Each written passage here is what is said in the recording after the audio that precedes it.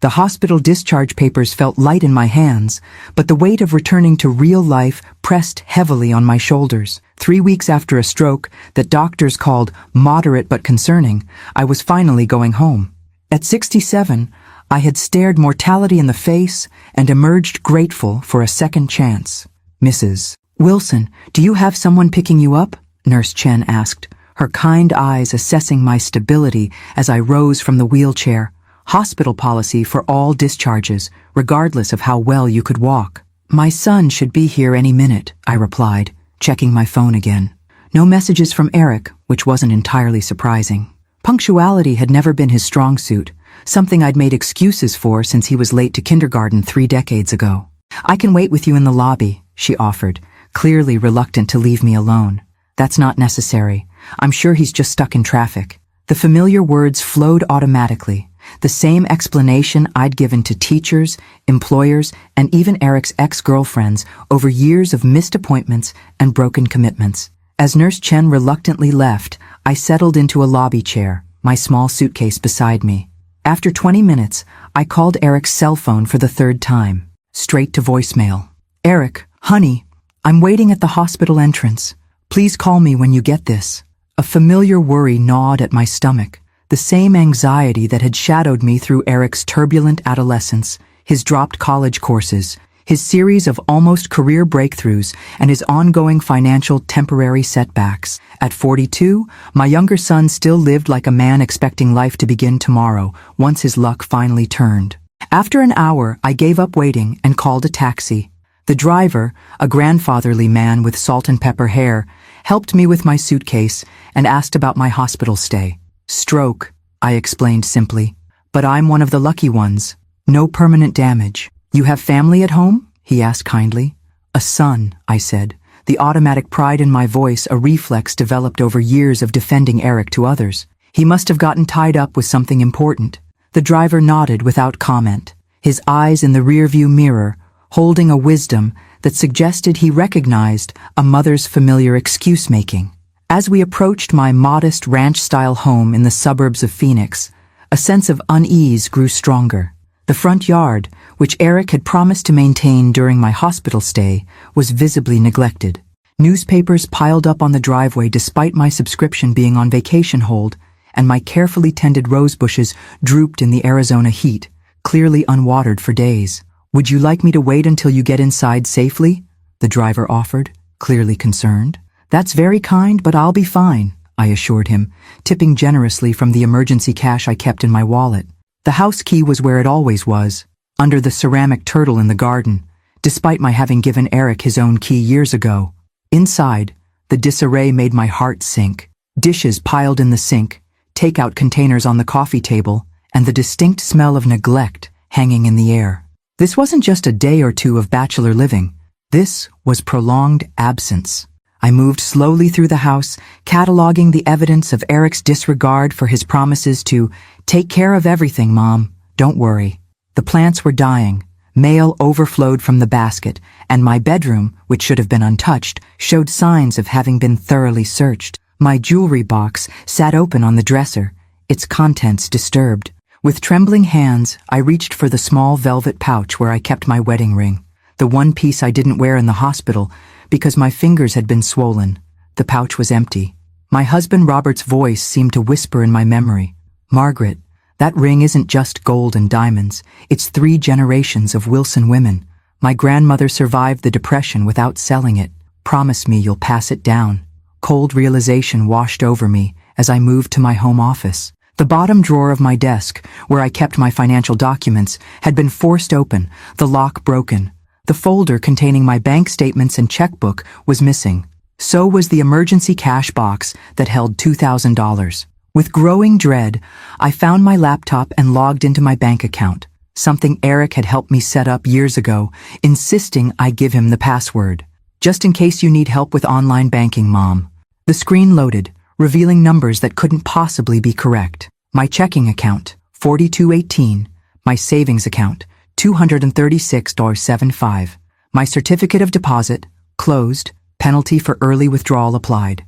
Just 3 weeks ago, Before the stroke, my accounts had held over $150,000, my life savings, carefully built over 40 years of teaching high school English, supplemented by Robert's life insurance, and my modest inheritance from my parents. Money intended for my retirement security and, eventually, to be divided between my sons. As the truth dawned with horrifying clarity, my phone rang. The screen showed Eric calling, his smiling face, a photo taken on his last birthday when I'd given him yet another loan to get through a temporary rough patch, mocking me with its innocence. I almost didn't answer. For the first time in 42 years, I didn't want to hear my son's voice or his explanations. But decades of maternal response couldn't be overcome in an instant. "Hello, Eric. Mom, you're home." His voice carried the forced enthusiasm I'd learned to recognize over years of post-disaster conversations. "Sorry about not picking you up. Something came up. A job interview, actually. Really promising position. Could change everything." The familiar script, crisis, followed by excuse, followed by promise of imminent turnaround, suddenly sounded hollow in a way it never had before. Perhaps the stroke had altered something in my brain after all, removing whatever filter had allowed me to believe the best about my son, despite mounting evidence to the contrary. "Where's my money, Eric?" I asked quietly. The silence on the other end spoke volumes. "Mom, I can explain." Eric's voice took on the cajoling tone I knew too well, the same one he'd used when caught skipping school at 12, stealing his father's credit card at 16, and borrowing my car to drive to California at 20. "It's not what you think. What I think," I said with a calm that surprised me, "is that you emptied my life savings while I was in the hospital recovering from a stroke. What I think is that you pawned my wedding ring, your grandmother's ring. Am I mistaken about any of that?" Another pause, then a tactical shift. "I was going to tell you about that. I've got a sure thing, Mom. A system that can't fail. I just needed capital to make it work. Another week, maybe 2, and I'll double your money. Triple it even." The familiar words echoed across years of similar promises. The real estate scheme that would revolutionize the market. The startup that needed just a little seed money. The guaranteed investment opportunity with his friend's cousin's business partner. "Where are you, Eric?" I asked, suddenly exhausted. "Vegas," he admitted. "But it's not what you think. This is business, not pleasure. I've made some incredible connections. High rollers who've taken me under their wing. One guy runs a hedge fund." "Vegas," I repeated, the single word cutting through his elaborate narrative. "You took my life savings to gamble in Las Vegas while I was in a hospital bed." "Not gamble, Mom. Invest. There's a difference." The injured innocence in his voice was as familiar as my own reflection. "Look, I know it seems bad, but I've got things under control. I just need a little more time for everything to—" "Where is my wedding ring?" I interrupted, surprising both of us with my directness. A longer silence this time. "Temporarily in safekeeping with a collateral management specialist." "You mean a pawn shop." My voice sounded strange to my own ears. Sharper, clearer, stripped of the gentle understanding that had characterized my interactions with Eric for decades. "A high-end establishment," he corrected quickly. "Look, I've got the ticket right here. We can get it back as soon as—" "As soon as what, Eric? As soon as you win back the $150,000 you took from me? As soon as your system pays off? As soon as your connections come through?" Each question emerged with increasing clarity, as if the fog I'd been living in was finally lifting. "How long have I been saying as soon as when it comes to you? 20 years? 30? Mom, you're upset. The doctor said you need to avoid stress. We should talk about this when you're feeling better." His tone shifted to concern. Another familiar tactic. Make it about my health, my emotional state, my inability to understand the sophisticated maneuvers he was executing on my behalf. "I'm not upset, Eric. I'm seeing clearly for the first time in years." The strange calm continued to flow through me, bringing with it a certainty I hadn't felt since Robert died. "I want you to listen carefully. I'm going to ask you some questions, and I need honest answers." "Of course, Mom. Always honest with you." The sincerity in his voice almost sounded genuine. "How much of my money is left?" A pause. "Temporarily allocated to various investment strategies?" "How much, Eric?" Another pause, longer this time. "About 3,000. But that's going to change any minute. I'm due for a major—" "Where exactly is my wedding ring?" "Sunrise Pawn on Eastern Avenue." "But like I said, it's just temporary." "And where are you staying in Las Vegas?" "The Bellagio," he admitted, after a slight hesitation. But it's a business expense, Mom. You have to look successful to be successful. My new associates expect— I understand, I said, and for the first time, I truly did. I understood that I was hearing the same excuses, the same promises, the same temporary setbacks that had characterized my relationship with my younger son for most of his adult life. The only difference was that this time, I was listening with new ears. I'll be home tomorrow, Eric continued, relief evident in his voice as he sensed my apparent acceptance. We'll sort everything out then. I've got a meeting tonight with a guy who can change everything. By this time tomorrow, you'll be thanking me for taking initiative. I have one more question, Eric, I said, my hand tightening around the phone. If you were so certain about this investment, why didn't you tell me what you were doing? Why wait until I discovered it myself? The silence stretched between us like a chasm. That's what I thought, I said finally. Goodbye, Eric. Mom, wait. I ended the call and sat heavily in my office chair, surrounded by evidence of my son's betrayal. The broken desk drawer, the empty jewelry box, the bank statements showing withdrawals made while I lay in a hospital bed, uncertain if I would recover full functionality. My eyes fell on a framed photo on my desk. James, my older son, with his wife Caroline and their twin daughters in front of Buckingham Palace. The picture was 3 years old, from the last time I'd visited London. 3 years since I'd seen my older son and his family in person, though we spoke monthly by video call. 3 years because I'd always found reasons not to leave Phoenix for long. What if Eric needed me? What if he had another crisis? What if his next opportunity finally came through and I wasn't here to celebrate with him? How much of my life had been arranged around those what-ifs? My hand reached for the phone again, hovering over James's contact information. Eric's voice echoed in my memory, not from today's call, but from countless conversations over the years. Please don't tell James about this, Mom. You know how judgmental he is. He already thinks I'm a failure. Mom, promise me you won't mention this to James. He'd just use it as another reason to look down on me. If James finds out about this, he'll try to turn you against me. He's always been jealous of our relationship. I had honored those requests for decades, keeping Eric's struggles, failures, and temporary setbacks from his older brother, creating a chasm between my sons that widened with each secret kept, each crisis hidden, each truth obscured in the name of protecting Eric from judgment. My finger hovered over James's name, the one call Eric had always begged me never to make, the one call that might have prevented this moment had I made it years ago. The international ringtone sounded distant and foreign, much like my relationship with my eldest son had become over the years. 7 rings later, just as I was preparing myself for voicemail, James answered. Mom? His voice carried surprise and immediate concern. Is everything all right? It's the middle of the night here. The time difference. Of course. In my state of shock, I'd forgotten London was 8 hours ahead. It would be nearly 2 a.m. there. I'm sorry for calling so late, I began, my carefully rehearsed speech evaporating. What's happened? The sharpness in his tone reflected the lawyer he'd become, precise, efficient, cutting straight to relevant facts. Are you still in the hospital? No, I was discharged today. My voice sounded small, even to my own ears. James, I need to tell you something. Something I should have told you years ago. The silence on the other end wasn't just distance or poor connection. It was decades of careful omissions stretching between us. It's Eric, isn't it? He finally said. I closed my eyes, feeling tears threaten. Yes. Is he in jail? Rehab? Hospital? Vegas, I answered, the single word carrying more explanation than any lengthy justification I could have offered. James exhaled slowly.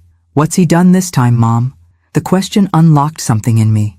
Not just the immediate crisis, but the pattern of behavior I'd enabled for decades. Words poured out in a torrent of belated honesty. I told him about the emptied accounts, the pawned wedding ring, the broken drawer, the elaborate excuses, the familiar promises. James listened without interruption until I ran out of words. All of it? He asked finally. He took everything? Except my house and pension, I confirmed. Those he couldn't access, though not for lack of trying. I found paperwork where he attempted to take a loan against the house. Thankfully, he needed my signature in person. Another long silence. Mom, I need to ask you something, and I need you to be honest with me. His voice was gentle but firm. Is this really the first time? Or just the worst time? The question struck like a physical blow, forcing me to confront the careful fiction I'd maintained, not just to James but to myself. It's the worst, I admitted quietly. But no, not the first. There have been incidents, smaller amounts, things I classified as loans, though they were never repaid. How much, over the years? The lawyer's precision again.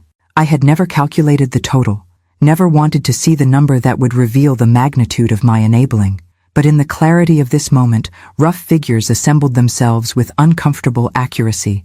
At least 70,000, I whispered.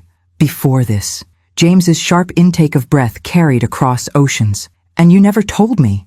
It wasn't a question, but a statement of fact, an indictment of my decades-long choice to protect Eric at the expense of honesty with James. He always begged me not to tell you, said you already thought the worst of him, that you'd use it to drive us apart. The excuses sounded hollow, even as I spoke them.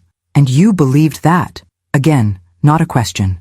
I wanted to believe he could change. My voice cracked, that each time was the last time, that he just needed a little more support, a little more understanding. Mom, James said with a gentleness that broke my heart, you've been supporting and understanding him his entire life. At some point, it stopped being help and became something else. Enabling, I supplied, the word I'd refused to acknowledge during all those therapy sessions I'd arranged for Eric, but never attended myself. Yes, the simple confirmation held no judgment, no reproach, only recognition of a truth we both now acknowledged. What do I do now, James? I asked, the question carrying the weight of decades. First, we secure what's left. The decisive clarity in his voice offered a lifeline of competence. I'm going to email you contact information for Diane Mercer, a colleague in Phoenix who specializes in elder financial protection. She'll help you place immediate holds on all accounts, check your credit reports for any cards or loans Eric might have taken out in your name, and document everything for potential legal action. Legal action? I repeated, the words feeling foreign in relation to my son. Mom, he committed theft and fraud against his own mother while she was in the hospital. The steel in James's voice reflected more than professional assessment. Actions have consequences. Something Eric has apparently never had to face. I closed my eyes, remembering Eric as a toddler, his chubby hands reaching for me after each tumble, his absolute confidence that mother would always make everything better. When had that innocent dependence transformed into calculated exploitation? There's something else, James continued, his tone softening slightly. I think you should come to London. Stay with us for a while. I can't just leave, I protested automatically.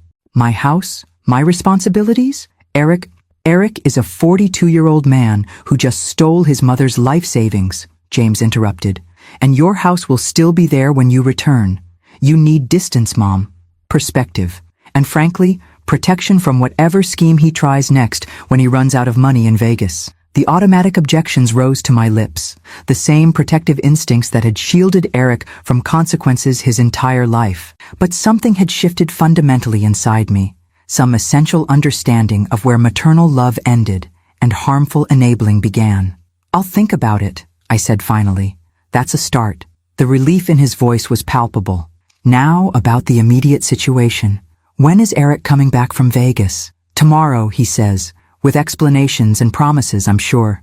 And you'll be alone with him when he does. The flat statement carried implicit concern, one that might have offended me 24 hours earlier, but now resonated with uncomfortable truth. I had never feared my son physically, but his emotional manipulation had controlled my choices for decades. I'll call Diane first thing in the morning, I promised, and I'll consider London. There's one more thing, James said, hesitation entering his voice for the first time. Have you told Eric you've spoken to me? No? Good. Don't. The simple directive contained volumes of strategic thinking, the lawyer assessing the most effective approach, the brother protecting his mother, the son who had watched from a distance as his family's dynamics corroded under the weight of secrets and enabling. His reaction when he finds out will tell us everything we need to know, James added quietly. After we hung up, I sat in the growing darkness of my living room, the emptied bank accounts still displayed on my laptop screen. For the first time in decades, I had shared the full truth about Eric with someone who couldn't be manipulated into excusing it. The relief was as overwhelming as the grief. My phone chimed with an incoming text from James. Just booked Diane to meet you at 9 a.m. She'll come to the house. Try to rest, Mom. You're not alone in this anymore. The simple message carried more support than all the elaborate promises Eric had made over the years. As I prepared for bed in a house that felt both familiar and somehow changed, I wondered what tomorrow would bring when Eric returned to discover the one boundary he'd always counted on. My silence with James had finally been crossed. Diane Mercer arrived precisely at 9. A compact woman in her 50s with a no-nonsense demeanor and the focused efficiency of someone accustomed to emergency interventions. Her business card read, Elder Financial Protection Specialist, a title I would have bristled at just days ago. Now it felt like a lifeline. James briefed me on the situation, she said, declining coffee as she arranged documents on my dining room table. We need to move quickly to protect what's left and document everything for potential recovery actions. The next 2 hours passed in a blur of affidavits, account freezes, credit bureau alerts, and power of attorney documents limited specifically to financial protection. Diane took photographs of the broken desk drawer, the empty jewelry box, and printed out the bank statements showing the pattern of withdrawals that began hours after my hospitalization. Your son was quite thorough, she observed without judgment as we reviewed the timeline. Multiple withdrawals at different branches and ATMs, staying just under daily limits to avoid automatic fraud alerts. He always was clever, I said, the praise automatic before I caught myself.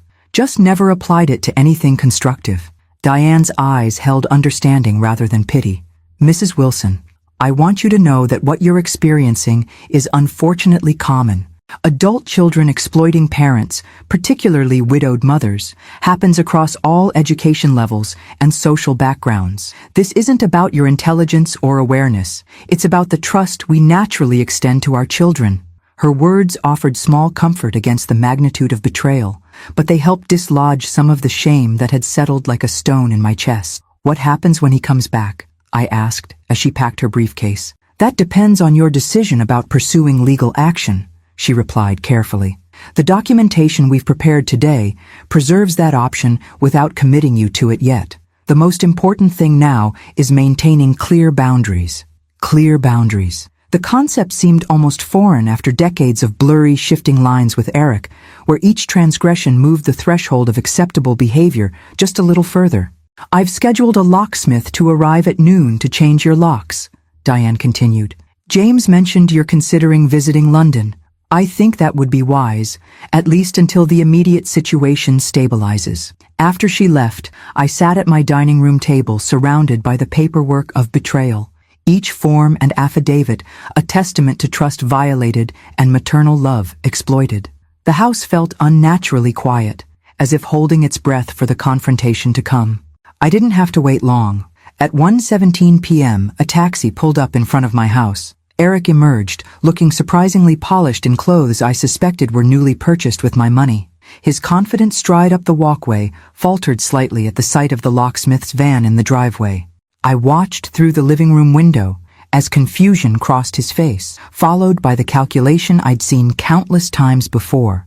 The mental adjustment of narrative, the preparation of explanation, the arrangement of features into the expression most likely to achieve desired results.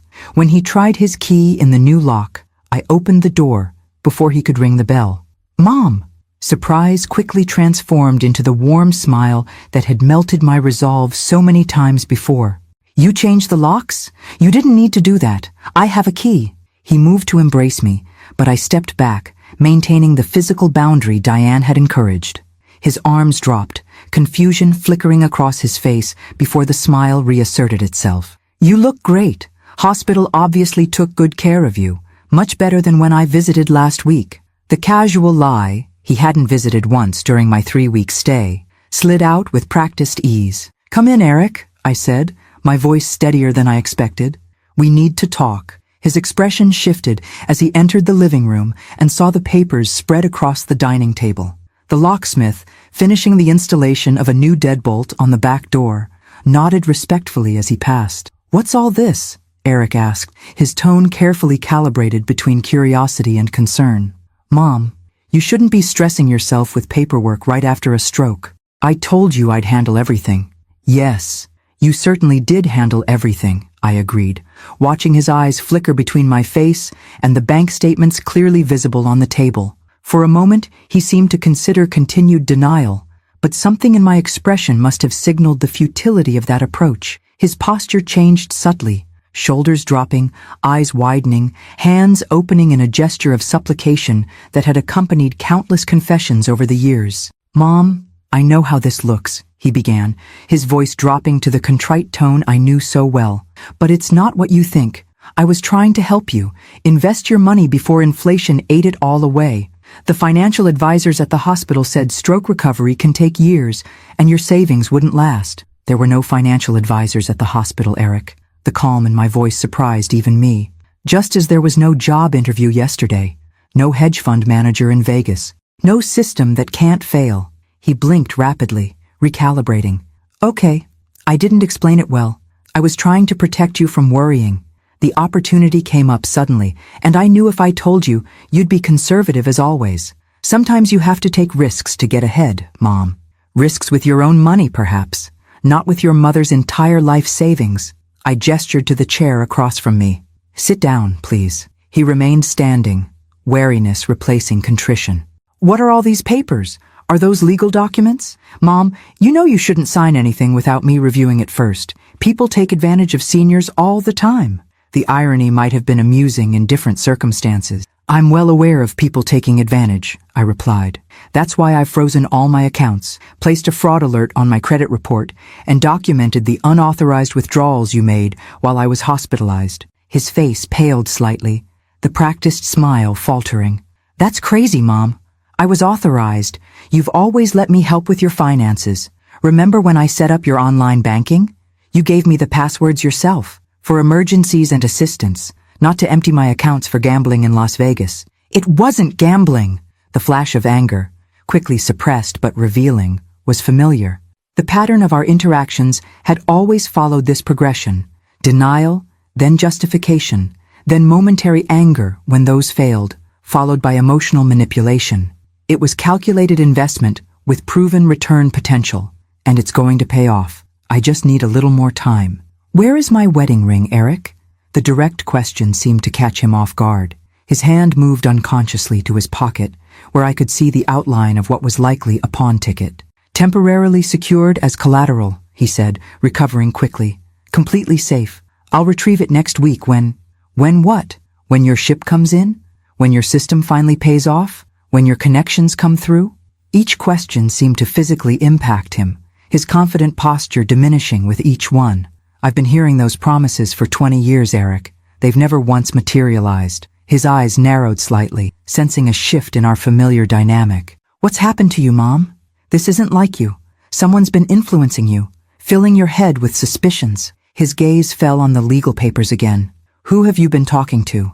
The question contained an edge I'd rarely heard directed at me, the same tone he used when describing people who didn't understand him or held him back or couldn't see his potential. For the first time, I was being categorized as a potential obstacle rather than a reliable resource. "I've been talking to people who actually have my best interests at heart," I said quietly.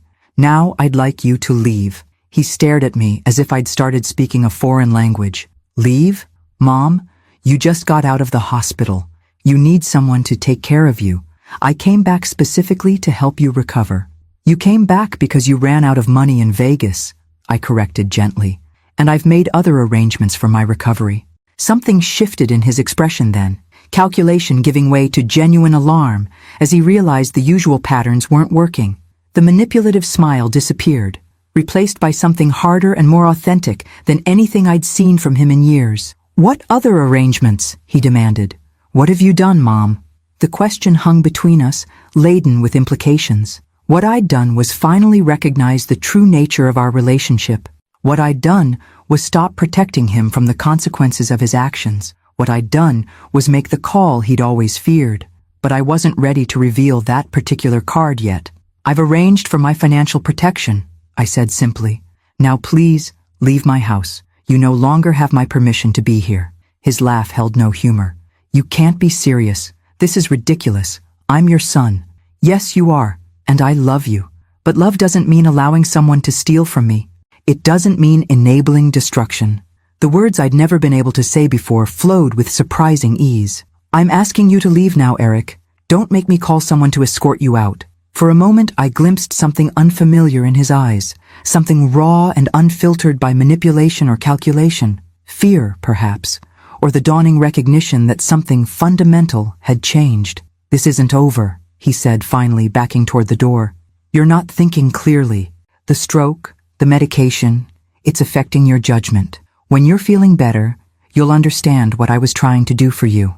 His retreat to familiar excuses, my health, my supposed confusion, my inability to understand his sophisticated financial strategies, might have worked a week ago. But the woman who had awakened in that hospital room was not the same one who had entered it 3 weeks earlier. Goodbye, Eric, I said firmly. And please leave the pawn ticket for my wedding ring on the table before you go. The request, direct, unapologetic, without room for negotiation, seemed to finally convince him that our established patterns had truly been broken. With visible reluctance, he removed the ticket from his pocket and tossed it on the table.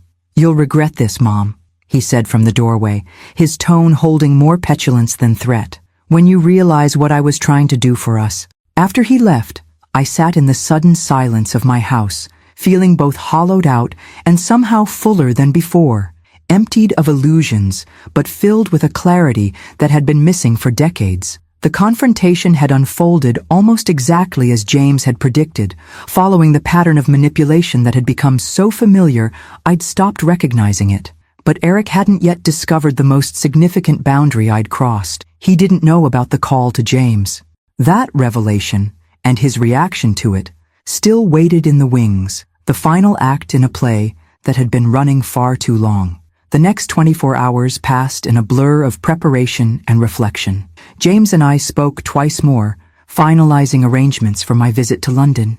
Diane returned with additional documentation and the name of a trusted house-sitter who specialized in properties owned by seniors traveling abroad. My doctor provided clearance for international travel, noting that the change might actually benefit my recovery. Stress reduction is essential after a stroke, Dr. Patel emphasized during my follow-up appointment.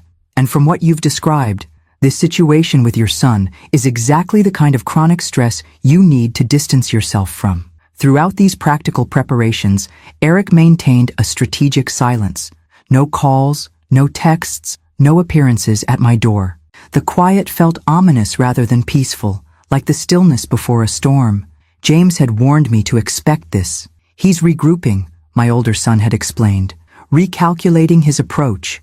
The direct manipulation didn't work, so he'll be considering other angles. James understood his brother's patterns with a clarity I'd never allowed myself to achieve. While I had spent decades making excuses for Eric's behavior, James had been observing it with unfiltered perception from a distance. The storm broke on Wednesday evening, just as I was finishing dinner. A text message from an unknown number appeared on my phone. Mom, my regular phone got stolen. This is my new temporary number. Need to talk to you urgently about your accounts. There's been a security breach. Call me ASAP. Eric. The transparent attempt to bypass my call screening might have worked in the past. Today, it simply confirmed how little Eric understood the fundamental change in our relationship. I forwarded the message to Diane without responding to Eric directly. 10 minutes later, my doorbell rang. Through the peephole, I could see Eric standing on my porch with a middle-aged man in an ill-fitting suit. Mom, please open the door, Eric called out, his voice carrying the urgent concern he had perfected over years of manufactured crises. This is Mr. Peterson from Adult Protective Services. He needs to speak with you about a potential financial abuse situation. The audacity was breathtaking. I texted Diane again, then opened the door with the security chain still engaged. Good evening, I said calmly. I'd like to see some identification, please. The man beside Eric shifted uncomfortably. Mrs. Wilson, I'm Craig Peterson. Your son has expressed concerns about your welfare following your recent medical event. Your official identification, please, I repeated, my teacher's voice emerging naturally after decades in the classroom. Well, I'm not exactly with Adult Protective Services in an official capacity, he admitted, glancing at Eric. I'm a consultant who works with families concerned about their elderly relatives' decision-making after health crises. Translation: Not a government official, but someone paid to evaluate seniors whose financial decisions didn't align with their family's wishes. I'd read about such consultants in the materials Diane had provided. Mr. Peterson, I appreciate your concern, I said firmly. However, I have been medically cleared by my neurologist, have consulted with an elder law attorney, and am not in need of evaluation. If you would like to speak with me legitimately, you may contact my attorney, whose information I'd be happy to provide. Eric's face darkened. Mom, you're not thinking clearly. This financial protection specialist you mentioned, she's taking advantage of you. We just want to make sure you're okay. I'm quite well, thank you, I replied, maintaining eye contact with the increasingly uncomfortable consultant. Mr. Peterson, I should inform you that I'm recording this interaction and have already contacted both my attorney and the actual Adult Protective Services to report this visit. Impersonating a government official is a serious offense in Arizona. This was a bluff. I wasn't recording anything, but the effect was immediate. Mr. Peterson took a step back from my door. I never claimed to be an official, he said quickly. Just here as a concerned professional at your son's request. No harm intended. Then I suggest you leave now, before any harm occurs. I shifted my gaze to Eric, whose expression had transformed from concerned son to thwarted manipulator. Both of you. As they retreated down my walkway, I heard Mr. Peterson hissing at Eric. You said she was confused and isolated. She sounds sharp as a tack to me. Don't involve me in family disputes again. I closed the door feeling shaken but oddly empowered. The confrontation confirmed what James and Diane had warned me about, that Eric would escalate his attempts to regain control as conventional manipulation failed. But it also proved I was capable of standing my ground, of seeing through the tactics that had worked on me for decades. My phone rang almost immediately. James, Diane just called me, he said without preamble. Are you okay? I'm fine. Your brother brought a fake evaluator to my door. It didn't work. Of course he did. James's voice held resigned familiarity rather than surprise. This is following the playbook exactly. Next he'll try flying monkeys, mutual acquaintances who'll reach out to express concern about your behavior. Then possibly a direct appeal to your maternal guilt. When those fail, he'll likely move to anger and threats. You sound like you're describing a psychological operation rather than a son trying to communicate with his mother, I observed. That's exactly what it is, Mom. Eric has been running psychological operations on you for decades. The difference is that now you can recognize them for what they are. The harsh assessment hung between us, its truth undeniable despite my maternal instinct to soften it. Your flight is tomorrow evening, James continued, his tone gentling. Just hold firm until then. Caroline and the girls are setting up the guest room as we speak. They're excited to see you.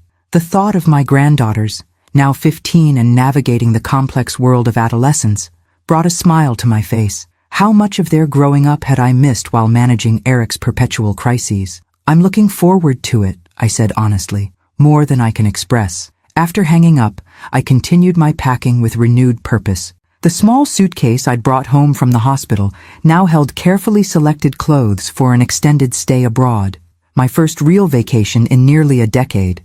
The stark reality of that fact settled over me with uncomfortable clarity.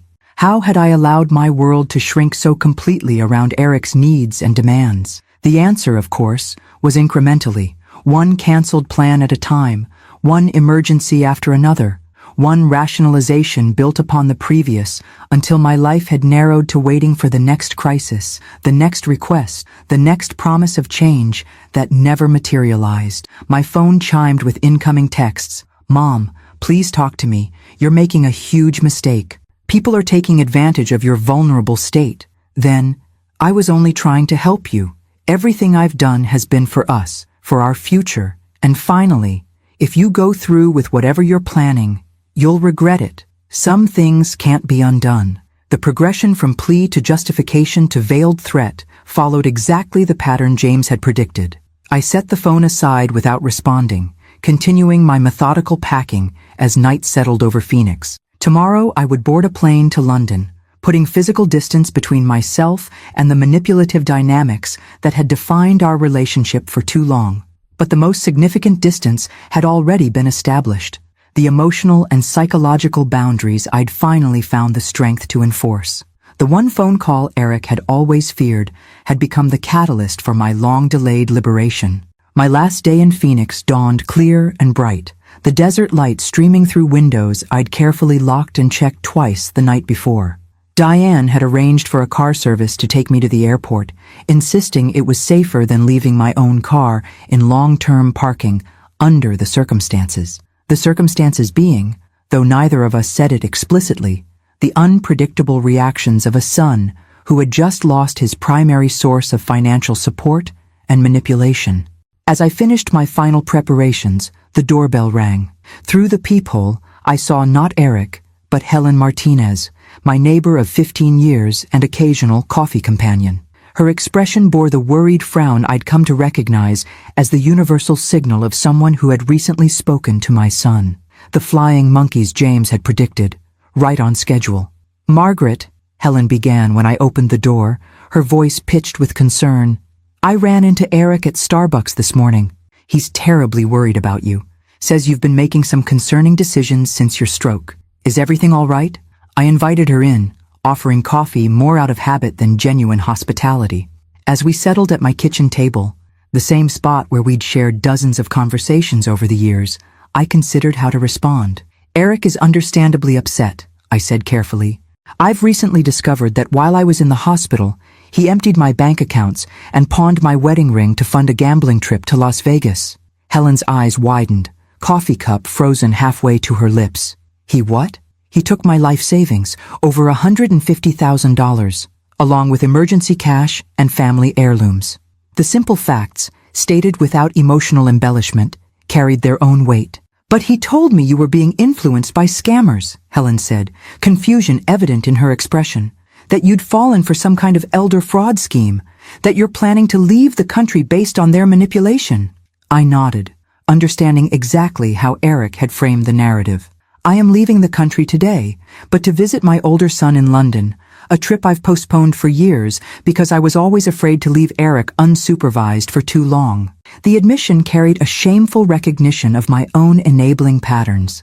As for scammers, the only person who has taken financial advantage of me is my younger son. Helen set down her cup, processing this information against whatever persuasive story Eric had spun. I could almost see the mental recalibration happening. Memories of Eric's charm and explanations measured against the simple, unembellished truth I was offering. "I had no idea," she said finally. "He seemed so concerned about you, so focused on protecting you." "Eric has always been skilled at presenting himself as the caring, devoted son," I acknowledged. "It's a performance I enabled for far too long."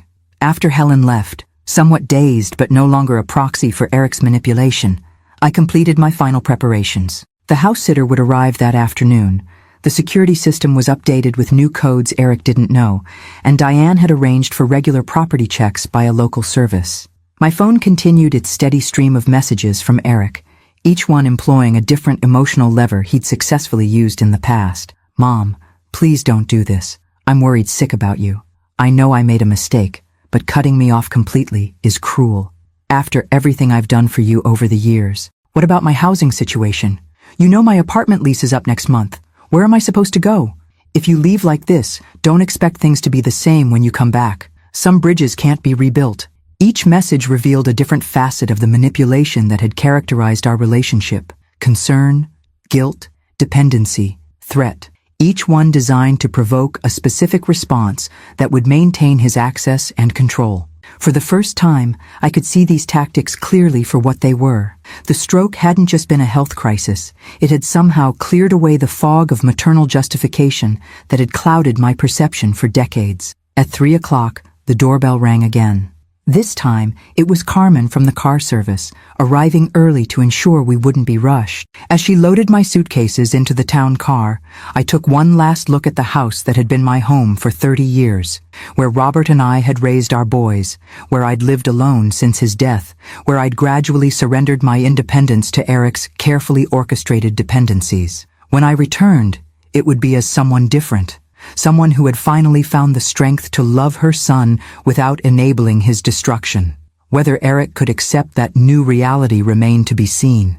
The drive to Phoenix Sky Harbor International Airport passed in contemplative silence. Carmen, sensing my mood, respected my quiet reflection, offering only practical information about our route and estimated arrival time. As we approached the terminal, my phone rang, Eric's number. After 4 days of texts and voicemails, this was his first direct call since our confrontation. I let it go to voicemail, but the screen immediately lit up again and again. On the 4th consecutive call, I finally answered. "Hello, Eric. Where are you?" His voice carried an edge I rarely heard directed at me, something harder and colder than his usual manipulative warmth. "Your neighbor said you're leaving the country. That can't be true." "I'm at the airport," I confirmed, maintaining the calm I'd practiced with Diane. "I'm going to visit James and his family in London." "You can't do that." The entitlement in his tone was breathtaking. "We haven't resolved anything here. What about my situation? What about the plans we discussed for getting your finances back on track?" We had discussed no such plans, but the fictional shared agreement was another familiar tactic, creating false consensus to establish compliance. "My financial situation is being addressed," I said simply, "just not in the way you're suggesting." A calculated pause, then a tactical shift. "Mom, I'm really worried about you. This isn't like you, shutting me out, making rash decisions, leaving the country suddenly. It's like you've become a different person since the stroke. The doctors warned this might happen. Personality changes, impaired judgment. The concerned son, worried about his mother's health. It might have worked a month ago. My neurologist has cleared me for travel and confirmed my cognitive functions are intact," I replied. "But you're right about one thing. I have changed. I finally recognized patterns I was blind to before." Another pause, longer this time. When he spoke again, his voice had lost its performative concern, replaced by something colder and more authentic. "You've been talking to James, haven't you?" The question I'd been waiting for, the moment of revelation I'd both dreaded and anticipated, the boundary crossing Eric had always feared most. "Yes," I said simply. "I have." The silence that followed contained multitudes: shock, betrayal, rage, calculation. When Eric finally spoke, his voice had transformed completely, the manipulative masks falling away to reveal something raw and ugly beneath. "You promised you'd never go behind my back to him. You swore it, Mom. After everything I've done for you, this is how you repay me? By running to James with lies about me?" "I didn't lie, Eric. I simply told him the truth, something I should have done years ago." "He's turned you against me." The accusation emerged as a snarl. "He's always been jealous of our relationship, always wanted to control you, control your money, and now he's finally gotten to you." "No one has turned me against you," I said quietly, as Carmen pulled up to the departure terminal. "Your actions have done that all on their own. You'll regret this," he said, his voice dropping to a cold whisper that raised goosebumps on my arms despite the Arizona heat. "When you come crawling back after James gets what he wants from you, don't expect me to be waiting. You've made your choice, and it's the wrong one." As I stepped from the car into the bustling terminal, Eric's final words followed me like a shadow. "You're dead to me now, just like Dad." The line went dead before I could respond, leaving me standing with my suitcase in one hand and my phone in the other, surrounded by travelers rushing toward destinations and reunions.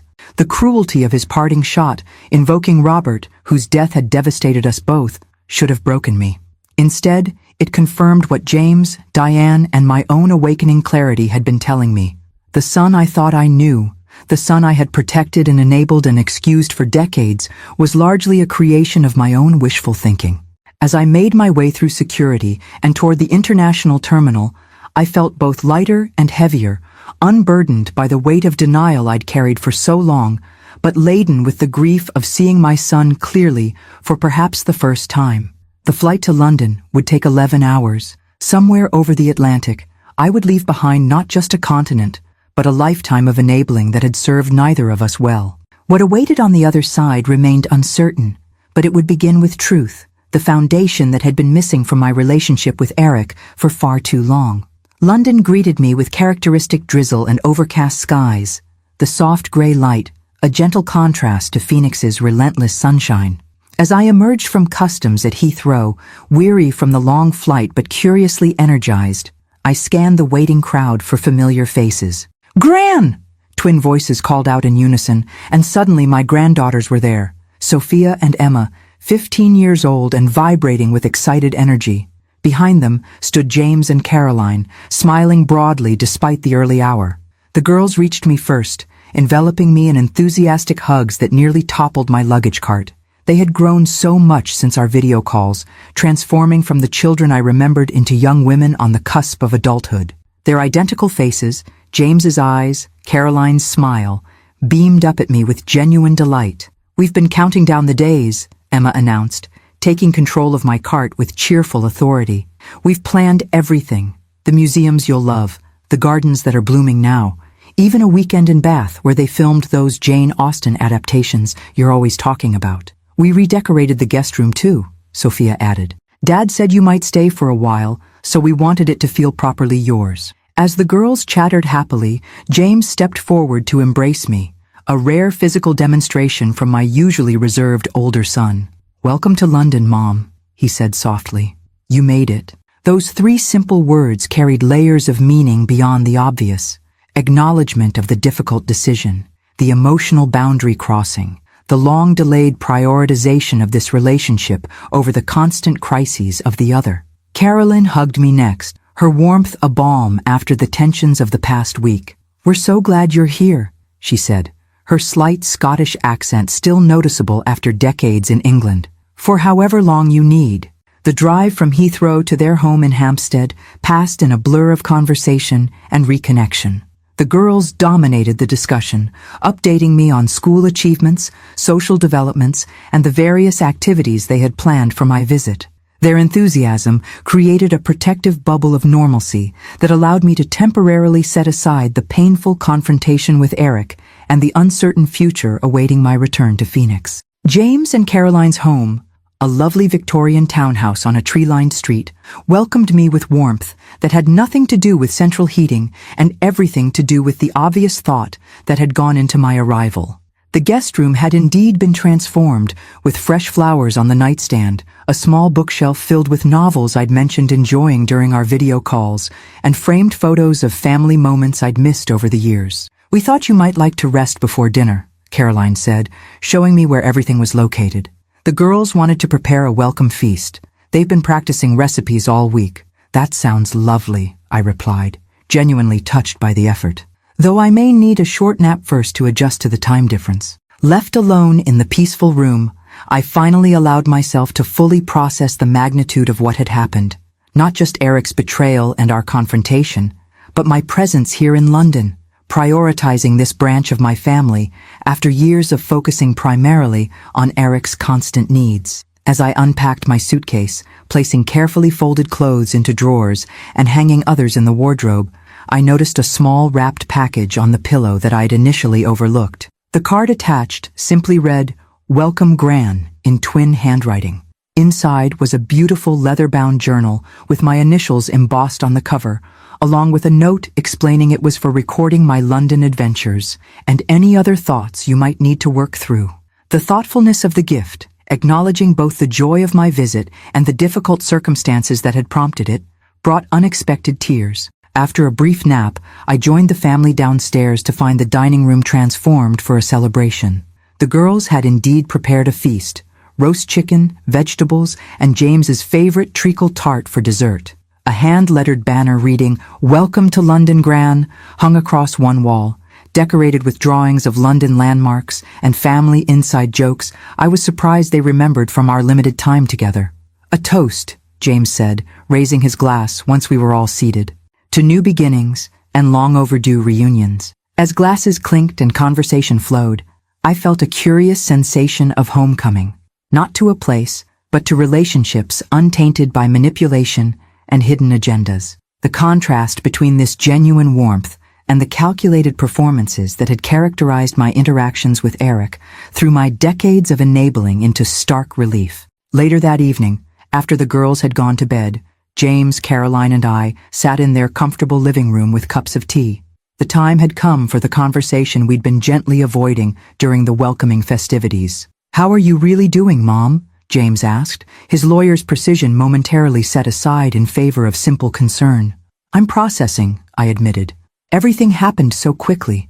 The stroke, discovering what Eric had done, making the decision to come here, I haven't fully absorbed it all yet. That's understandable, Caroline said gently. It's a lot of change in a very short time. James leaned forward slightly, his expression carefully neutral. Has Eric contacted you since you left? Not since our conversation as I was leaving for the airport. I briefly recounted Eric's final words, his cold declaration that I was dead to him now. James and Caroline exchanged a glance that contained volumes of unspoken communication, the shorthand of a long, healthy partnership that made my heart ache for what I'd lost when Robert died. I should tell you, James said finally, that Eric has been trying to contact me directly. Multiple calls, texts, even emails to my work address. This surprised me. What does he want? Initially, to convince me that you're experiencing post-stroke confusion and making irrational decisions. When that didn't work, he shifted to accusations that I'm manipulating you to gain control of your assets. James's mouth twisted in a wry smile. When that didn't get the response he wanted either, he moved to offering me a partnership in managing your affairs, suggesting we could both benefit if we worked together instead of against each other. The calculated progression from concern to accusation to proposed collusion was so characteristically Eric that it might have been comical if it weren't so painful. What did you say to him? I asked. Nothing. After the initial exchange, where I made it clear I was aware of what he'd done. I've documented everything but haven't engaged. Diane advised that was the best approach, and I agreed. Caroline reached over to squeeze my hand. We know this is incredibly difficult, Margaret. Recognizing manipulation from someone you love is painful enough. When it's your child, she trailed off, unable to fully articulate the unique anguish of a mother seeing her son clearly for the first time. The hardest part, I admitted, is reconciling the son I thought I had with the person he's actually shown himself to be. I keep wondering where I went wrong, what I could have done differently. Mom, James said gently, Eric's behavior isn't your failure. You loved him. You supported him. You gave him every opportunity to become his best self. The choices he made with those opportunities were his alone. The simple absolution, offered without judgment or resentment for the years I'd prioritized Eric's needs over James's, broke something open inside me. Tears I'd been holding back since discovering Eric's betrayal finally flowed freely, years of denied reality washing away in their release. Caroline moved to sit beside me on the sofa, her arm around my shoulders offering silent support. James handed me tissues and waited patiently, as I gave voice to regrets and recognitions that had been building for decades. I enabled him, I finally acknowledged aloud. I made excuses, covered for him, rescued him from consequences. I thought I was being a good mother, but I was actually preventing him from ever having to grow up or take responsibility. You were doing what you thought was right, Caroline said, with the best of intentions, but the impact was harmful to him, to me, to my relationship with you. I looked at James, seeing in his face the boy who had grown into a man largely without my witness. I missed so much of your life because I was always managing Eric's crises. I understood more than you might think, James replied. Dad and I used to talk about it when I was in college. His concerns about the patterns developing with Eric, your instinct to protect and rescue. He worried about what would happen after he was gone. The revelation that Robert had seen the unhealthy dynamic developing, had discussed it with our older son while I remained blind to it, added another layer to my grief and self-recrimination. Why didn't he say something to me? I asked. James's smile held gentle understanding. He did, Mom. Many times. You just weren't ready to hear it. The truth of this statement resonated painfully. How many conversations with Robert had I deflected or dismissed when they touched on Eric's patterns? How many gentle suggestions had I countered with defensive justifications? The question now, Caroline said pragmatically, is what happens next, not just with Eric, but with your life moving forward. It was the question I'd been avoiding since boarding the plane in Phoenix, looking ahead rather than back, considering possibilities beyond the narrow constraints I'd accepted for so long. I don't know yet, I admitted. For now, I just need time. Time to heal, time to think, time to rediscover who I am beyond being Eric's safety net and crisis manager. Then that's what this visit will be, James said simply, for however long you need it to be. As I retired to my room that night, exhausted but somehow lighter, I found myself reaching for the journal my granddaughters had given me.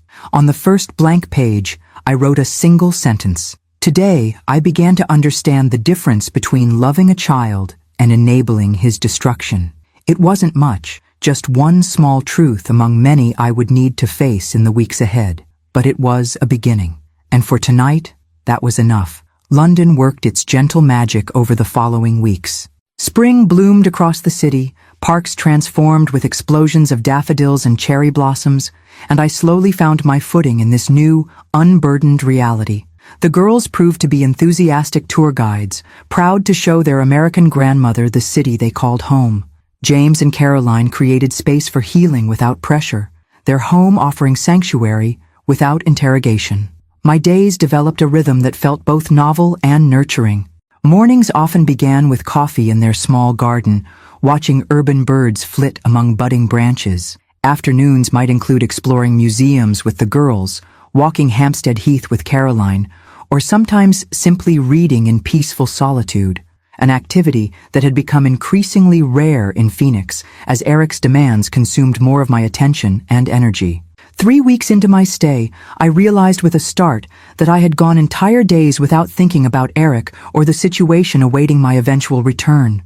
The constant low-grade anxiety that had become so familiar, I'd stopped recognizing it. The vigilance for the next crisis, the anticipation of the next request, the preparation for the next emotional manipulation, had gradually receded, leaving space for a calm I had nearly forgotten was possible.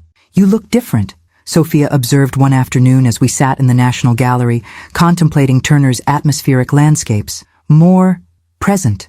Out of the mouths of teenagers, unexpected wisdom. "Present is a good word for it," I agreed. "I think I've been absent from my own life for longer than I realized." She nodded with the serious consideration 15-year-olds sometimes bring to adult conversations. "Dad says you were always putting out fires for Uncle Eric. That must have been exhausting." The simple acknowledgement, free from judgment or expectation, invited honest reflection rather than defensive justification. "It was," I admitted. "But when you're in the middle of a pattern like that, you don't recognize how consuming it's become. It feels normal because it's familiar, even when it's destructive." Sophia considered this, her gaze returning to Turner's swirling light and shadow. Like those people in the painting who can't see the storm coming because they're too focused on what's right in front of them. The insight startled me with its precision. Exactly like that. On my 1-month London anniversary, as the girls had dubbed it, James and Caroline arranged a special dinner at a riverside restaurant. The conversation flowed easily, touching on everything from the girls' school projects to Caroline's research work to James's recent legal cases. Normal family discussion, unmarked by crisis or manipulation, the kind I had experienced too rarely in recent years. Over dessert, James gently steered the conversation toward practical matters. "Mom, have you given any thought to how long you'd like to stay? You're welcome as long as you want. Indefinitely, if that feels right. But I thought you might appreciate discussing options." The question carried no pressure, simply opening space for planning rather than drifting.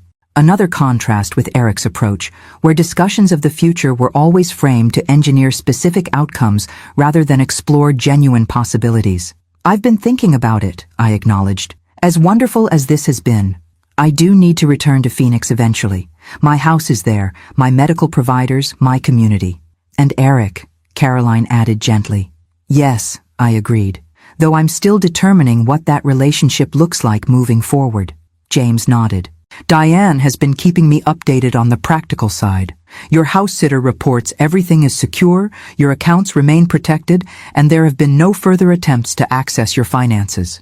"What about Eric himself?" I asked, realizing I'd deliberately avoided requesting this information until now. James and Caroline exchanged one of their communicative glances before he answered. "He's made several more attempts to contact me, each one following the pattern we discussed, beginning with concern about your welfare, shifting to accusations when that doesn't work, then offering cooperation that would benefit us both. When those approaches failed," Caroline continued carefully, "he tried contacting the girls through social media. Nothing threatening," she added quickly, seeing my alarm. "Just attempting to establish direct communication, presumably to gain information or potentially influence you through them. The calculated targeting of my granddaughters, using children to manipulate a situation, represented a new level of tactical maneuvering that made my stomach tighten. "We monitored the situation," James assured me. "The girls are remarkably perceptive. They recognized the pattern immediately and didn't engage." Sophia and Emma exchanged their own knowing look, mirror images of adolescent wisdom beyond their years. "He wasn't very subtle," Emma observed dryly. "First message was, 'I'm so worried about your grandmother,' and the second was already asking if you'd mentioned when you're coming back to America."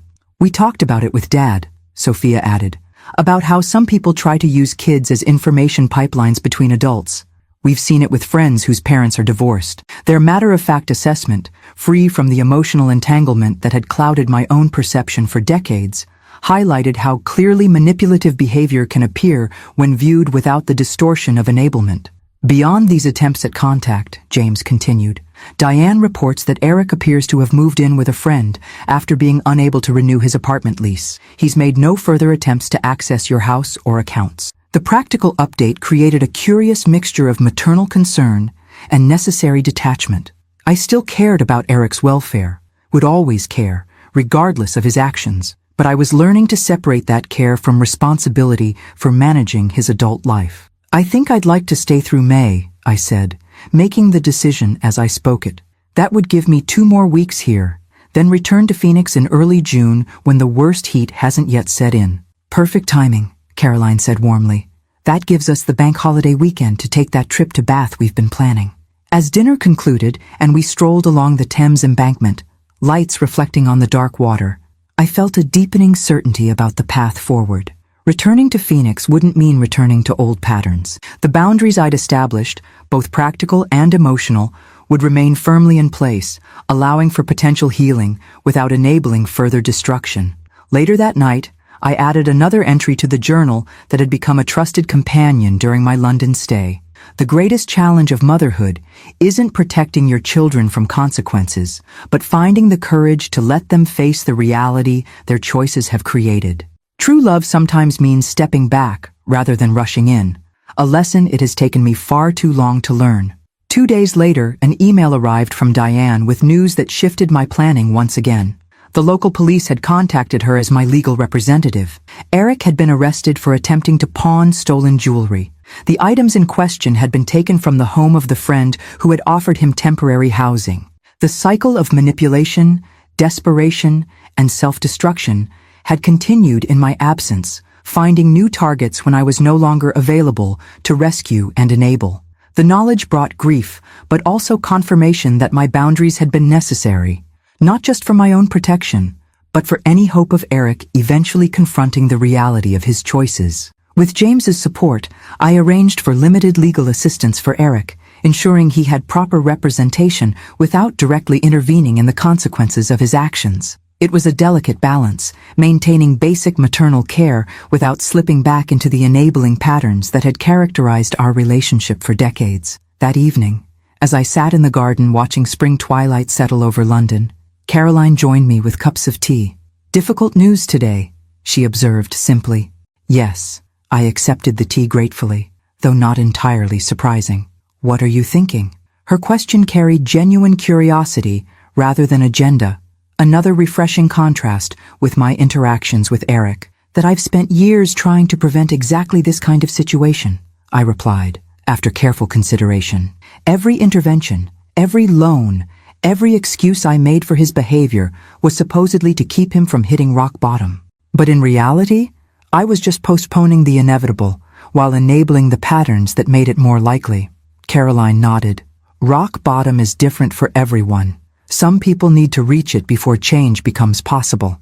And some people bounce and keep digging," I added, with the dark humor that had become part of my coping mechanism. "True," she acknowledged, "but you can love someone without being responsible for catching them every time they fall." The simple truth, spoken without judgment or expectation, crystallized something I'd been struggling to articulate since discovering Eric's betrayal. Love and enabling were not synonymous. Care and responsibility were not the same thing. I could maintain maternal love for my son while establishing firm boundaries against his destructive behaviors. My return to Phoenix would come sooner than planned, necessitated by Eric's legal situation, but I would carry with me the clarity and strength fostered during my London sanctuary. Whatever awaited, court proceedings, difficult conversations, uncertain reconciliation, I would face it with newly discovered resilience and the knowledge that loving my son didn't mean sacrificing my own well-being on the altar of his continuous crises. As I prepared for bed that night, I found a small package outside my door, another gift from my granddaughters. Inside was a delicate silver bracelet with 2 charms, a phoenix and a bridge. The accompanying note read, "For when you return to Phoenix, to remember you can rise from ashes and that London will always be a bridge back to us whenever you need it. Love, S&E." Their symbolic understanding of my journey brought fresh tears, not of grief this time, but of gratitude for the connections I was reclaiming and strengthening, even as others underwent necessary transformation. Tomorrow, I would book my flight back to Arizona. Whatever awaited there, I would no longer face it alone. The Arizona heat hit me like a physical wall as I exited Phoenix Sky Harbor International Airport, the familiar dry intensity a stark contrast to London's gentle spring. James had insisted on accompanying me, despite my protests that I could handle the situation alone. "It's not about capability, Mom," he'd explained with characteristic directness. "It's about support. You shouldn't have to face this by yourself." His presence beside me now, calm, competent, unfazed by the heat in his lightweight suit, provided an anchor as we navigated the transition from family sanctuary back to the scene of betrayal and necessary confrontation. Diane met us at the arrivals curb, her efficient handshake with James confirming their ongoing communication during my absence. The drive to her office passed with practical updates. Eric remained in county custody awaiting arraignment, his bail set higher than standard due to flight risk concerns. My home was secure, the house-sitter having maintained both property and privacy admirably. All financial protections remained in place, with no further attempts to access accounts detected. "The hearing is scheduled for tomorrow morning," she concluded as we settled in her cool, minimalist office. "You're not required to attend, but given your decision to provide limited support, your presence might influence the proceedings positively." "I'll be there," I confirmed, my resolve strengthened by the month of clarity London had provided.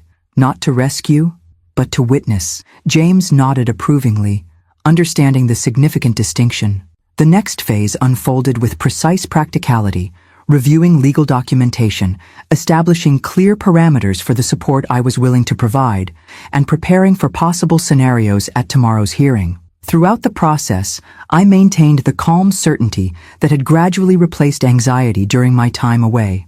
Whatever happened next would be navigated with clear boundaries and eyes fully open to reality rather than wishful thinking. My house, when we finally arrived late that afternoon, felt simultaneously familiar and foreign. The physical space unchanged, but my perception of it fundamentally altered. The house-sitter had maintained it beautifully, even refreshing the garden with desert-appropriate spring blooms. "It feels smaller somehow," I observed as we settled in the living room that had witnessed so many cycles of Eric's crises and promises. "That happens when you expand your perspective," James replied thoughtfully. "London gave you breathing room, literally and figuratively."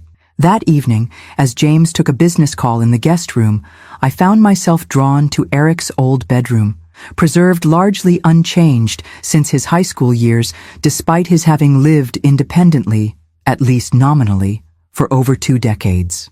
The shrine-like quality of the space struck me now as part of the pattern I'd maintained, keeping his childhood symbolically intact while enabling his failure to fully mature. Yearbooks, sports trophies, childhood artwork, all carefully preserved, while I simultaneously lamented his inability to function as an adult. The contradiction was painfully obvious now. How could he fully embrace adult identity when I maintained this monument to his youth, ready to welcome him back to childhood safety whenever adult consequences loomed?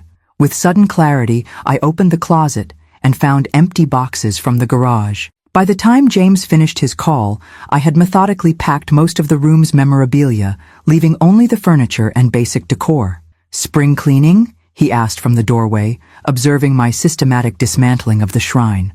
"Reality cleaning," I corrected.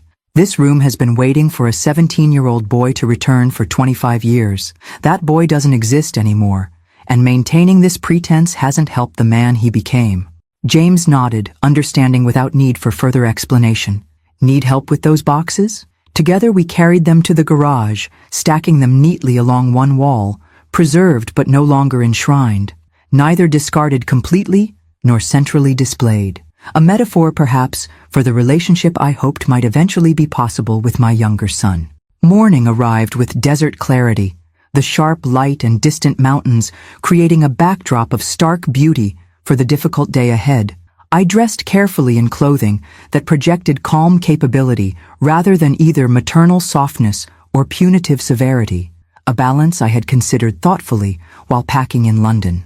The courthouse loomed institutional and imposing, its architecture designed to emphasize the authority of law over individual circumstance. Inside, the bureaucratic process moved with impersonal efficiency: security screening, directional guidance, waiting room assignment. James and Diane flanked me like protective sentinels as we entered the assigned courtroom, taking seats that offered clear view of proceedings without placing us prominently in Eric's line of sight. Other cases preceded his on the docket, each one dispatched with brisk judicial economy, human complexity reduced to charges, pleas, and procedural decisions. When Eric was finally brought in, the physical shock of his appearance momentarily overwhelmed my careful emotional preparations. Just 6 weeks had passed since our confrontation in my living room, but he seemed to have aged years, his face gaunt, his confident posture replaced by the shuffling wariness of someone navigating unfamiliar institutional terrain. The orange jumpsuit hung loosely on his frame, suggesting weight lost through stress rather than intention. For a brief, piercing moment, maternal instinct surged, the visceral urge to rush forward, to fix, to protect, to somehow make this all go away and restore the son I remembered rather than the stranger before me. James must have sensed this internal struggle, his hand gently covering mine in silent support and reminder of the boundaries we had so carefully constructed. Eric didn't notice our presence immediately. His attention focused on his court-appointed attorney and the procedural requirements of his position. When he finally scanned the courtroom, perhaps seeking familiar faces or assessing potential support, his eyes widened upon seeing me, a complex series of emotions flashing across his features too quickly to fully interpret. Surprise gave way to calculation, then something that might have been shame before settling into a carefully constructed expression of contrition and suffering clearly designed to evoke maternal sympathy. The performance was so familiar, so aligned with patterns I had observed for decades, that recognizing it provided unexpected immunization against its intended effect. The proceedings themselves were brief and procedural. Charges read, rights explained, plea entered, not guilty, despite evidence including security camera footage of the pawning attempt. Bail discussion revisited and maintained at its previous level due to flight risk concerns. Throughout, Eric's gaze returned repeatedly to me, each glance carrying unspoken appeals and assumptions. When the judge asked if anyone was present to speak regarding bail considerations, I remained seated despite Eric's expectant look. The boundary held, firm but not punitive, present but not rescuing. After the hearing concluded and Eric was led back to custody, his attorney approached us in the hallway. "Mrs. Wilson, I'm David Reynolds, your son's public defender." His handshake was firm, his expression professionally neutral. "Eric indicated you might be willing to post bail." "I'm afraid Eric is mistaken," I replied calmly. "I'm here to understand the situation and provide limited support through proper legal channels, but I won't be posting bail." The attorney's expression revealed no surprise, suggesting Eric's promises about maternal rescue might have seemed questionable from the beginning. "I understand. In that case, would you be open to speaking with him briefly? He's requested a meeting." I glanced at James and Diane, both of whom gave slight nods indicating support for whatever decision I made. Yes, I decided, but with my attorney present. The meeting room offered little privacy and less comfort. Institutional furnishings designed for functionality rather than ease. Security glass separating visitors from inmates, monitors ensuring compliance with facility regulations. Eric entered with the uncertain movements of someone still adjusting to institutional constraints, his eyes finding mine immediately. "Mom," he began as soon as he sat down, voice pitched to carry through the perforated barrier. "Thank God you're here. This is all a huge misunderstanding. Dennis completely overreacted. I was just borrowing those items temporarily. He knew I was good for it. The familiar pattern, denial, minimization, reframing of clear transgression as misunderstanding, emerged immediately, as predictable as sunrise over the desert.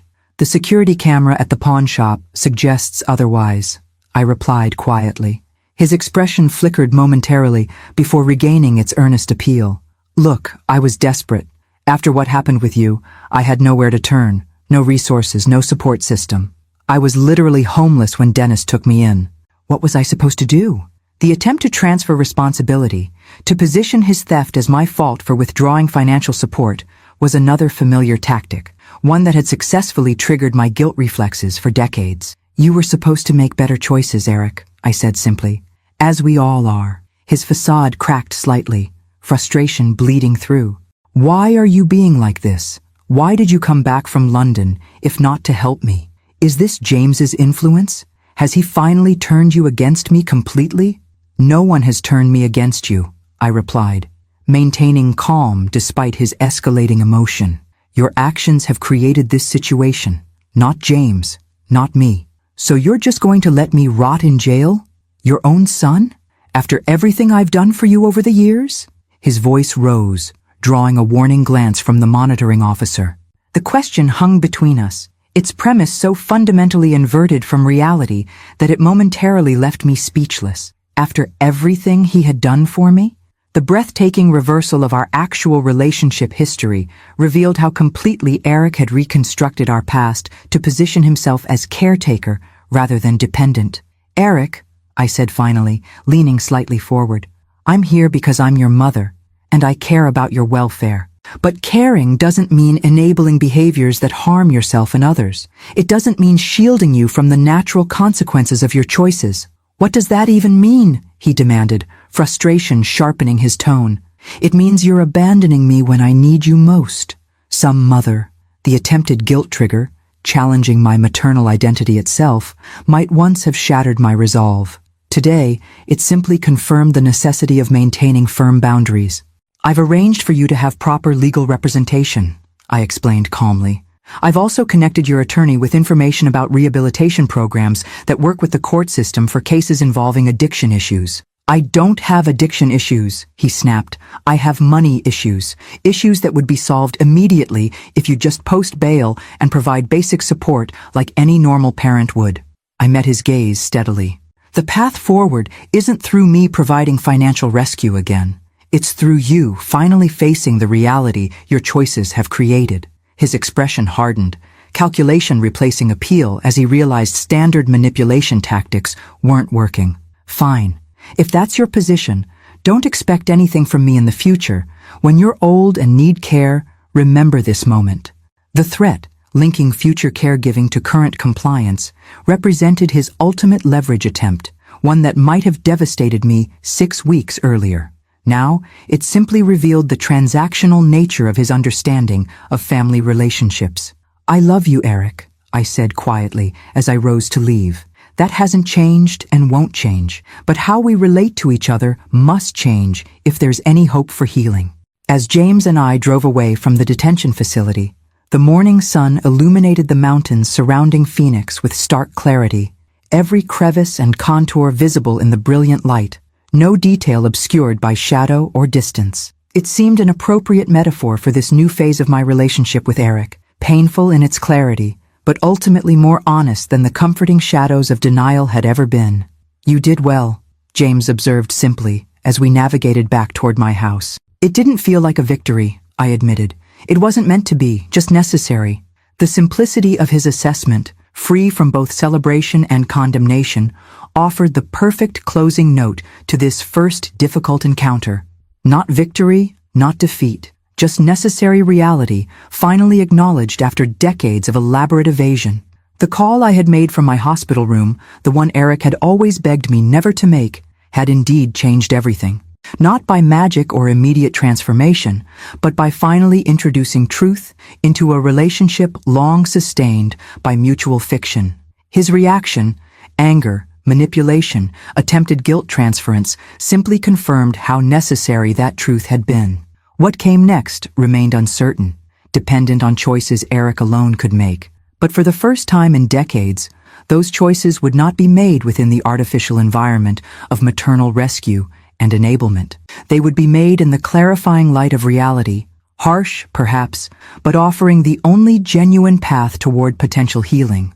Summer descended on Phoenix with characteristic intensity, the heat transforming daily routines into careful calculations of timing and exposure. My life settled into new patterns, different from both the crisis-centered existence I'd maintained before my stroke and the sanctuary I'd found in London. This new reality contained elements of both, the practical independence of my pre-stroke life, combined with the clear boundaries and self-care I'd discovered abroad. James had returned to London after 2 weeks, once we were confident that appropriate systems were in place for both my well-being and Eric's situation.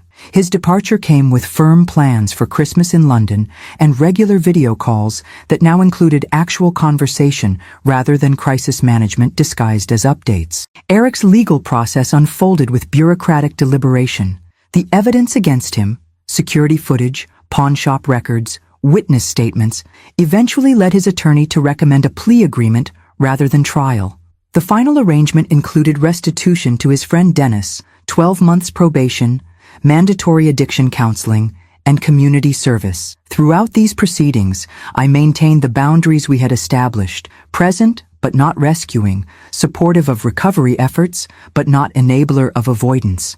This delicate balance represented terrain I had never successfully navigated before, requiring constant vigilance against the undertow of old patterns. Diane proved invaluable during this period, her professional experience providing guardrails when my maternal instincts threatened to override carefully considered boundaries. When Eric's attorney suggested I provide housing during probation, she helped articulate alternative options that supported recovery without returning to enabling patterns. When financial requests emerged disguised as recovery necessities, she helped distinguish between appropriate support and unhealthy subsidy. Eric himself cycled through predictable stages as the reality of his situation solidified. Initial anger and blame gave way to performative remorse, then to grudging compliance with court requirements, then to tentative engagement with counseling resources. Whether this progression represented genuine evolution or simply tactical adaptation remained unclear, an uncertainty his counselor acknowledged during our one permitted conversation. Recovery isn't linear, the counselor explained, after obtaining Eric's required permission to speak with me. Especially with behavioral addictions like gambling, where relapse rates are high and insight often develops in fits and starts. The key factor is whether he's doing recovery for external approval or internal healing. How can I tell the difference? I asked, genuinely uncertain after decades of navigating Eric's performances. You probably can't, at least not reliably, he admitted. That's why maintaining consistent boundaries is so important. They provide stability regardless of where he is in his internal process. This perspective, that boundaries served a positive purpose beyond self-protection, helped resolve the lingering conflict between maternal care and necessary limitation. My consistency wasn't punishment, but potential foundation for genuine healing, if Eric could eventually recognize it as such. By mid-July, with Eric's legal situation stabilized through the plea agreement and my own life finding new equilibrium, I made a decision that would have been unthinkable 6 months earlier. I would return to London for the twins' 16th birthday in August, leaving Phoenix during Eric's early probation period. The old guilt triggers surfaced immediately. What if he needed me? What if this abandoned him during critical recovery? What if my absence undermined his fragile progress? But beneath these familiar anxieties lay new understanding. Eric was a 42-year-old man whose recovery could not and should not depend on his mother's constant presence. My availability had never created lasting change before. Why would it now? When I informed him of my travel plans during a carefully structured coffee meeting, in public, with clear time limitations, as Diane had advised, his reaction proved surprisingly subdued. "London again?" he said, stirring his coffee with uncharacteristic restraint. "For how long?" 2 weeks, I replied. "The girl's birthday is August 12th. I'll return on the 20th. He nodded, eyes focused on his cup, rather than attempting the direct emotional appeal I had expected. "Will you see my probation officer before you go?" She might have questions if I mention you're traveling. I've already spoken with her, I confirmed.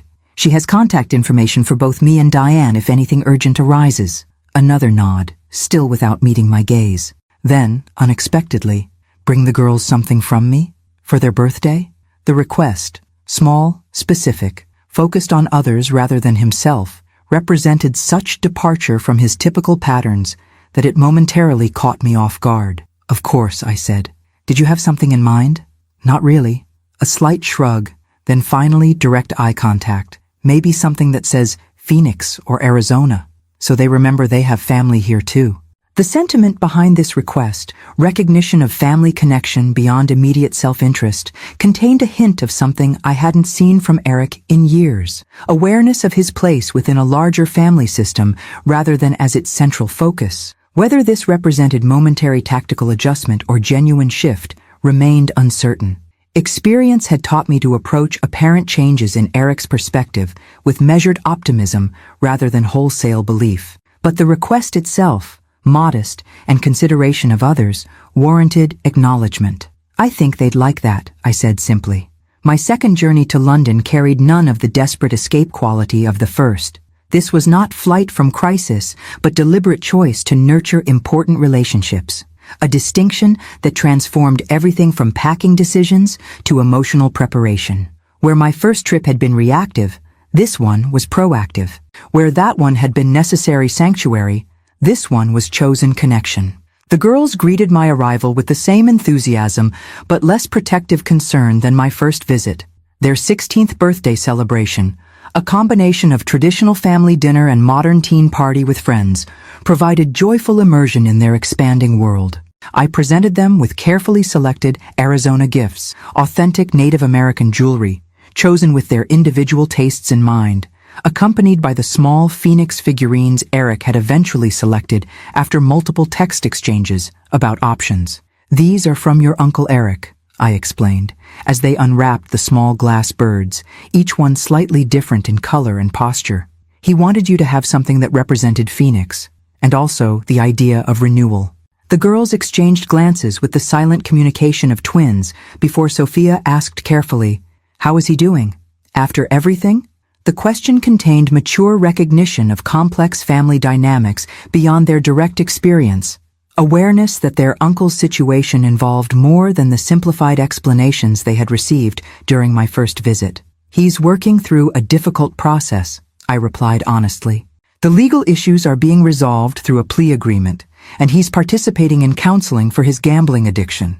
The path forward isn't clear yet, but there are some small positive signs." Emma nodded thoughtfully. "Addiction is really hard. We learned about it in health class, how it changes brain chemistry and decision-making. It's not just about willpower." "That's true," I acknowledged, touched by her attempt to find compassionate framework without excusing harmful behavior. But understanding addiction as an illness doesn't remove responsibility for seeking treatment and making amends. "Like in recovery programs," Sophia added, "acknowledging harm done is part of the healing process, right?" Their thoughtful engagement with these complex concepts, free from both naive oversimplification and cynical dismissal, offered perspective I had often lacked in my own approach to Eric's behavior patterns. "That's exactly right," I confirmed. "Recovery involves both compassion for the struggle and accountability for actions." Later that evening, as the girls shared their gifts with friends who had stayed for a sleepover, James found me on the garden patio where I had stepped out for a moment of quiet reflection. "The Phoenix figurines were a nice touch," he observed, handing me a glass of wine as he joined me on the bench. "Eric's idea?" "Yes," I confirmed. He texted several options and asked for my opinion, but the final selection was his. James nodded, sipping his wine thoughtfully. "Small gesture, but not insignificant." "That's how I'm approaching it," I agreed. Cautious acknowledgement without overinterpretation. Wise. His simple validation of this measured perspective, neither dismissive skepticism nor wishful optimism, reflected how our relationship had evolved during these challenging months. "How are you feeling about everything now? 6 months into this new reality?" The question invited genuine reflection rather than performance of either resilience or distress. I considered it carefully, watching the last light fade from the London evening sky. "I'm finding my way," I said finally. Some days I feel guilty for maintaining boundaries he perceives as punishment. Other days I worry I'm still enabling in more subtle ways.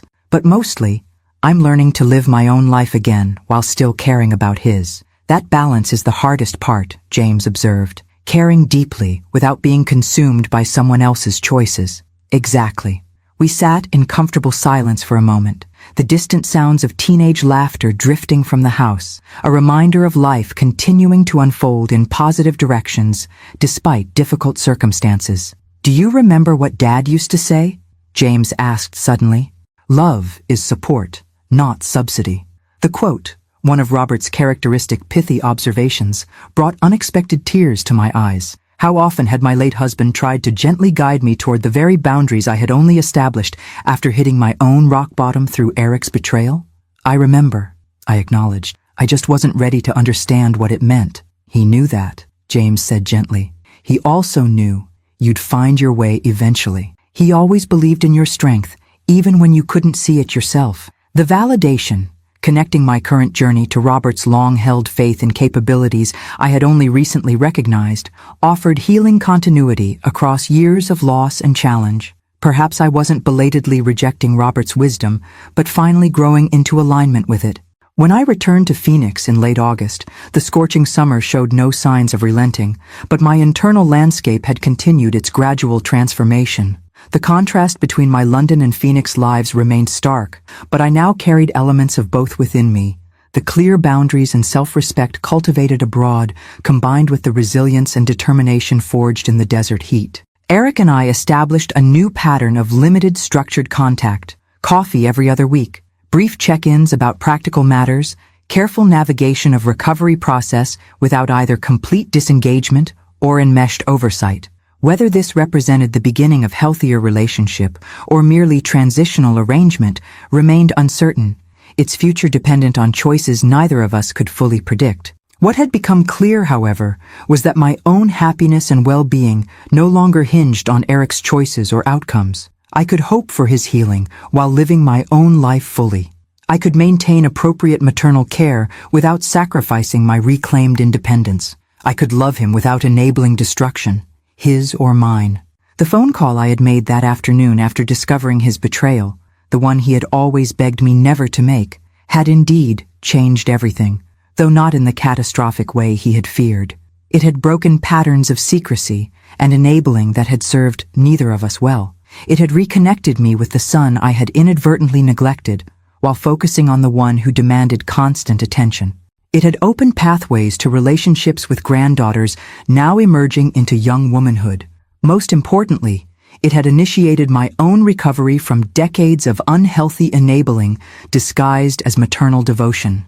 Like the phoenix figurines Eric had selected for his nieces, I had emerged from painful ashes transformed, not unscathed, not unmarked by the experience, but renewed in essential ways that made the difficult journey worthwhile. As Arizona summer gradually yielded to the gentler embrace of autumn, I found myself looking forward rather than back, planning another London Christmas, considering part-time return to teaching, exploring community involvement that had been impossible during years of crisis management. The future contained both challenges and possibilities, uncertainties and opportunities. Whatever came next, I would face it with clear eyes and firm boundaries, guided by the wisdom hard experience had finally taught me, that love without limits isn't love at all, but its pale and harmful imitation. True love, for others and oneself, requires the courage to establish boundaries that protect everyone involved from patterns of mutual destruction. The call I had made from my hospital room had been just the beginning of that journey, the first step toward the painful but necessary truth that had ultimately set us all free. The end.